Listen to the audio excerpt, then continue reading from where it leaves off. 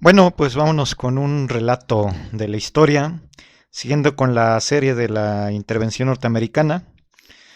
Eh, Corría el año de 1848, ya el último año de la guerra con Estados Unidos, y entre enero y mayo de ese año los toluqueños se vieron obligados a convivir con los jefes militares y soldados norteamericanos que ocuparon su ciudad. Este artículo es de María del Pilar Iracheta Cenecorta, ¿vale? Dándole crédito, ¿no? Concluidas las acciones militares de la toma de la Ciudad de México el 14 de septiembre de 1847, cuando se tomó Zócalo y Palacio Nacional, el gobierno estadounidense inició una nueva fase de su política contra México, la presión para aceptar las condiciones del gobierno de ocupación. Desde diciembre de ese año, el presidente Polk, el gringo, presionó para recaudar el cobro de contribuciones a las poblaciones ocupadas o por ocupar. Es decir, ¿a qué nos recuerda, no? Esta guerra económica, aranceles, todo esto, pues a esos tiempos, ¿no? No han cambiado mucho. Esta política puesta en práctica por los generales Winfield Scott, general en jefe del ejército invasor, y William O. Butler, se cristalizó en las órdenes generales, las cuales cubrieron dos rubros, militar y económico. En cuanto al primero, en consonancia con la política de Polk, el 15 de diciembre del 47, Scott declaró la ocupación militar del país hasta negociar la paz. O sea, tuvieron ocupado México desde el 47 al 48. Acto seguido, Scott prohibió que los contribuyentes mexicanos pagaran impuestos al gobierno de la República. Días después, decretó nuevas contribuciones que deberían ser pagadas al ejército invasor. La cantidad exigida era de 3 millones de pesos al año, de la que 268.300 serían aportados por el Estado de México, 8.7 del total, y 400.000 por el Distrito Federal, el ese entonces Distrito Federal. El 13.08%. En este contexto, varias ciudades cercanas a la capital, como Toluca, Cuernavaca, Pachuca, pertenecientes entonces en ese momento a lo que era el Estado de México, fueron ocupadas por el ejército invasor para asegurar el control de los impuestos. Del 3 al 20 de enero del 48, el Ayuntamiento de Toluca decidió celebrar un cabildo extraordinario, secreto y permanente. En la primera sesión se nombró una comisión compuesta por el alcalde segundo, José Jiménez de Velasco, el síndico primero, José María Moreno y Valencia, y el síndico segundo, Agustín Andrés Franco. Su tarea sería trazar la conducta del cuerpo edilicio con respecto al ejército de ocupación. Conformada después como comisión permanente, dicho cuerpo se ocupó de las relaciones con el invasor, sobre todo en lo relativo a las garantías para la población. En la sesión del 5 de enero, para no ofender al enemigo, entre comillas, decidió suavizar su postura. Esta tendencia conciliatoria fue abanderada por Agustín Franco, intérprete del ayuntamiento ante los estadounidenses. La primera garantía defendida por el ayuntamiento relativa al mantenimiento del culto católico como único a profesar en la ciudad tuvo que ser modificada, debido a que los invasores profesaban la tolerancia religiosa. Además, entre los soldados se hallaban con hombres de distintas naciones y creencias. Qué curioso, ¿no? Que los norteamericanos eran esclavistas, pero tolerantes en la religión. Contradicciones de la vida. El cuerpo municipal también claudicó sobre la garantía que preveía el establecimiento de una fuerza local. De nuevo, el síndico Franco explicó que organizarla era gravoso y necesario. Esa fuerza podría dar resultados si se tratara de emplear contra el enemigo, en cuyo caso no sería objeto de una garantía, sino de una resistencia formal. La ausencia de apoyo militar dejaba inerme al ayuntamiento ante el enemigo vencedor cuya llegada ya estaba ahí, ¿no? Ocupación de Lerma y Toluca. El 6 de enero del 48, una brigada del ejército estadounidense al mando del general George Cadwalader. Déjenles pongo la foto de este vato.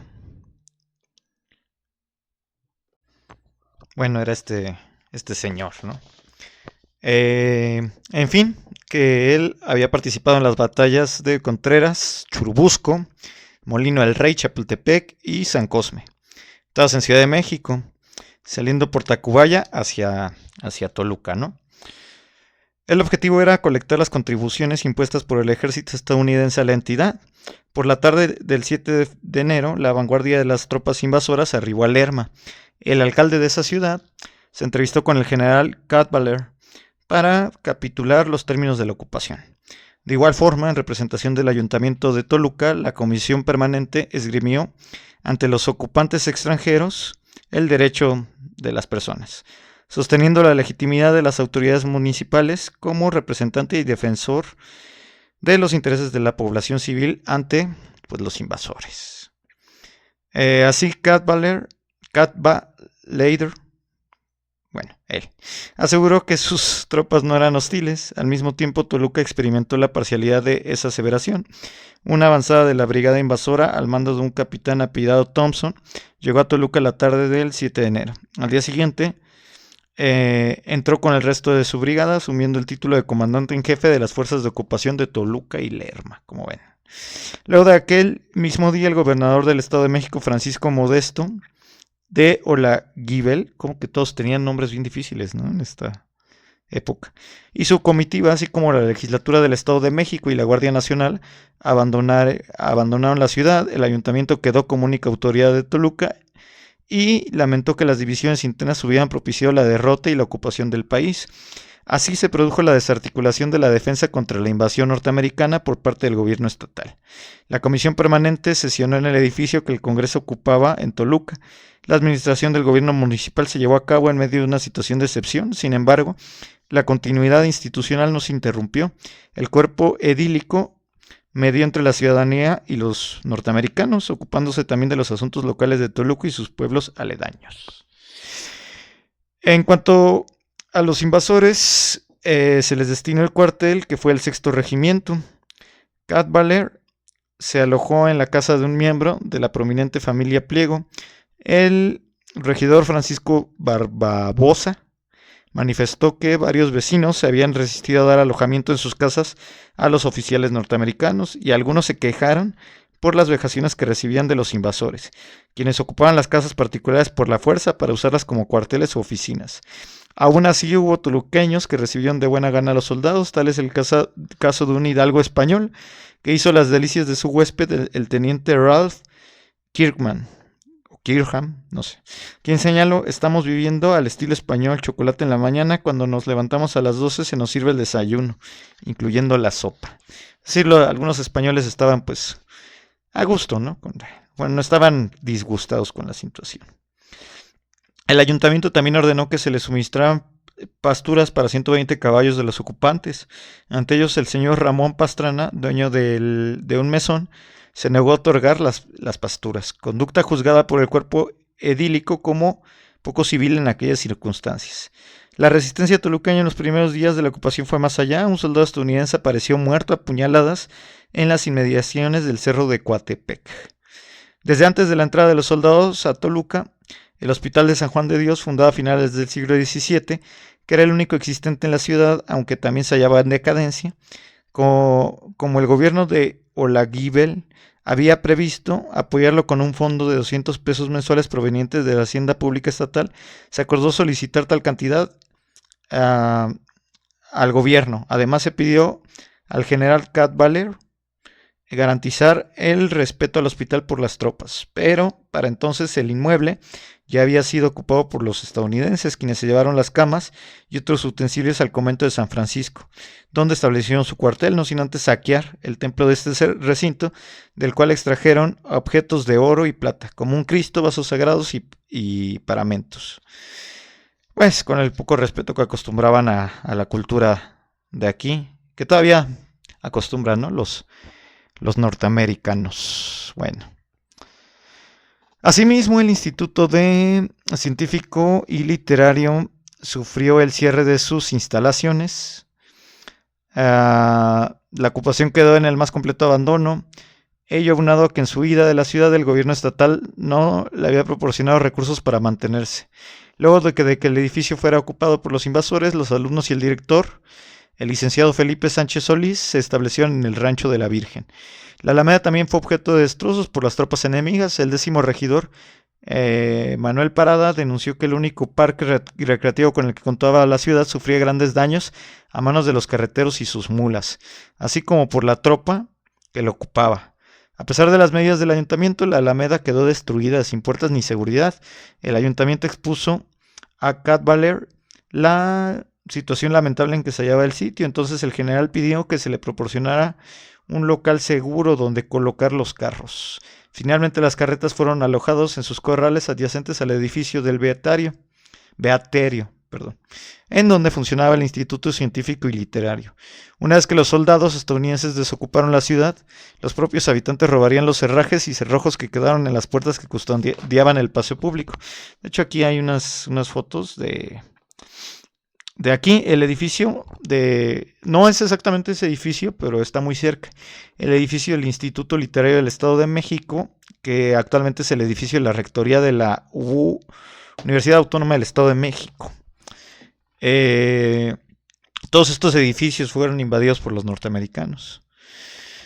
En ese sentido, el ritmo de vida cotidiana de los toluqueños se vio alterado durante la invasión. Por ejemplo, la población acudía todos los viernes al tianguis, pero en los primeros días de la ocupación el tráfico de compradores se había interrumpido, en especial por la subida de precios. Desde el año anterior, la carencia de combustible se había sentido hasta el grado que no se creía, y ante esta nueva alza se publicó un bando imponiendo penas a los comerciantes de Toluca que se negaran a abastecer de víveres a la población o que alteraran los precios establecidos. El ayuntamiento también solicitó a Cadwalader que los viernes sus soldados no hicieran parada militar ni ejercicios en la plaza pública para evitar las molestias de la población.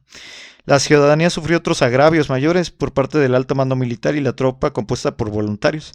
Ante ellos, Cadwalader solicitó al ayuntamiento que no se vendiera licor con el fin de contener los excesos que empezaron a cometer los soldados estadounidenses, muchos de los cuales, según el general, eran voluntarios sin disciplina e insubordinados, y por lo mismo expuestos a desarrollar esos defectos con el vehemente estímulo de las bebidas embriagantes, alcohol.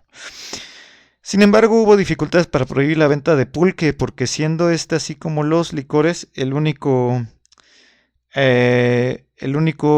recurso de muchas casas que lo expenden en la ciudad, causaría la ruina de numerosos vecinos. Aunque el general enemigo concedió que el pulque fuera vendido solo a los mexicanos, se objetó que podría haber protestas por ello, además de dar lugar al contrabando. Finalmente el ayuntamiento dispuso que mientras la ciudad permaneciera ocupada por los norteamericanos, se prohibía la venta de todo licor y bebidas embriagantes. Enervados por el alcohol o por la simple euforia, los soldados estadounidenses causaron diversos daños. Uno muy frecuente era la rotura de los faroles a pedradas o con las bayonetas y fusiles. El ayuntamiento solicitó a Cadwalader el pago de los destrozos y este se ofreció a pagarlos escrupulosamente, cosa que nunca ocurrió, por supuesto. Ebrios y descontrolados, miembros de la tropa invasora eran acompañados de un grupo de prostitutas, entre ellas una alemana, la más escandalosa de todos, se decía. El problema se complicó porque también existían prostitutas locales, quienes se alojaban en la casa llamada del Cuartel Viejo, donde según el alarmado ayuntamiento se ocultan las mayores picardías, por lo que se pidió a Cadwalader que pusiera control para evitar escándalos y riñas que afectaran la tranquilidad pública. El juego era otra distracción de las tropas invasoras, que pasaban las horas en casas de juego, partidas clandestinas, diversión frecuentemente perseguida por el ayuntamiento al considerarla una actividad desagradable. Aunque parte de la población local también participaba a veces de estas diversiones y otras como el palenque de gallos o las corridas de toros, espectáculo execrado por los estadounidenses por brutal y repulsivo. Bien curioso, ¿no? Porque se quejaban de las corridas de toros por ser brutal y repulsivo, pero le hacían cosas peores a los esclavos en el sur de Estados Unidos, ¿no? Y a los humanos, ¿no? Pero bueno. En fin, la hipocresía. Los invasores no pagaron por sus desmanes, pero sí impusieron varios castigos por falta de mexicanos en contra de ellos, los cuales iban desde azotes hasta la pena de muerte. En enero del 48, el señor Francisco Esteves y el padre comendador del convento de la Merced fueron apresados por los invasores, acusados de incitar a la deserción a los soldados enemigos. Otro caso fue el de Antonio Piña, acusado de convencer a un soldado estadounidense de que se desertara y quien resultó sentenciado a la pena de muerte, la cual le fue conmutada por 150 azotes en medio de la plaza principal, más el destierro de Toluca. El cuerpo municipal abogó por el reo, un infeliz mexicano cuyo exceso de patriotismo lo condució a eso, ¿no? Se le solicitó a Cadwalader la conmutación de los azotes por una multa. Cada municipio cooperaría con 10 pesos más el dinero que lograran reunir los vecinos. Meses después, en abril, fue revelado por el coronel de los soldados, llamados voluntarios, Joseph Johnston, quien permaneció en el cargo hasta que se retiraron las tropas invasoras del Valle de Toluca en mayo. Finalmente, ya para el fin de toda esta historia, el agravio más preocupante para los toluqueños fue la contribución de guerra exigida por Cadwalader. El 24 de enero de 1848, el general envió un comunicado al gobierno del Estado de México exigiéndole el pago de 268,000 pesos asignados a dicha entidad, pero se negó a recaudar la contribución entre la población. La misma posición observó el ayuntamiento toluqueño al negarse a servir de intermediario entre el invasor y los habitantes. Ya firmado el Tratado de Guadalupe Hidalgo el 2 de febrero del 48, la prioridad de los invasores era que se cumpliera el artículo 2, que establecía un armisticio mientras la paz era ratificada por los contendientes. El mando militar ordenó que se suspendiera el cobro de contribuciones de guerra en el Distrito Federal para crear condiciones propias para las pláticas con los representantes mexicanos. Ante esta nueva situación no tenemos noticias de que el ejército de ocupación alcanzara a cobrar la contribución en Toluca. Por otro lado, la invasión estadounidense había potenciado el grave problema de inseguridad que ya se vivía en la ciudad. Antes de la guerra, pululaban las partidas de bandoleros mexicanos y de soldados estadounidenses que asolaban Toluca y los pueblos, haciendas y otros sitios cercanos como Oxtotitlán y San Sebastián. Sin embargo, desde la salida de las tropas invasoras del municipio el 31 de mayo del 48 y hasta finales de ese año en Toluca los robos y asaltos a mano armada continuaron. Los pueblos de los alrededores sufrieron del azote de la criminalidad, aunado a la guerra, la ocupación y las enfermedades asociadas a las deplorables condiciones de vida. Por ejemplo, en marzo, el prefecto del distrito de Toluca había informado al ayuntamiento que los pueblos de Tlacotepec, San Juan Tilapa y San Pedro de los Petates habían causado muchos estragos. La aparición de una epidemia de sarampión combinada con disentería, enfermedad vinculada a la insalubridad. La ocupación de Toluca en el 48 muestra que ante la imposición de la política de un invasor, quien delimitó el terreno y las reglas del juego, se dieron comportamientos diversos: la resistencia, pocas veces violenta, dada la indefensión de los ciudadanos, la adaptación y la convivencia pacífica con el enemigo, y toda esta diversidad de comportamientos tuvieron que ver con la falta de cohesión de la sociedad mexicana, que atravesaba por tensiones y pugnas partidistas. Otro factor fue la crisis económica y la desigualdad social, que iba más allá del resentimiento entre clases sociales. El problema llegaba hasta la atomización de la conciencia nacional como producto de la heterogeneidad regional, de clase y étnica. A pesar de los numerosos actos de valor de diversos sectores de la sociedad mexicana, el cúmulo de circunstancias mencionadas paralizó una reacción patriótica unánime. Una muestra de las consecuencias de ello fue la ocupación de Toluca, ¿no?, que con mucha facilidad prácticamente sin resistencia civil, ¿no? Bueno, este artículo lo saqué de Relatos e Historias de México, de la número 76. Vale. Vamos a ver unas imágenes para cerrar. Esta es una imagen de el batallón de Toluca, perteneciente a Lina.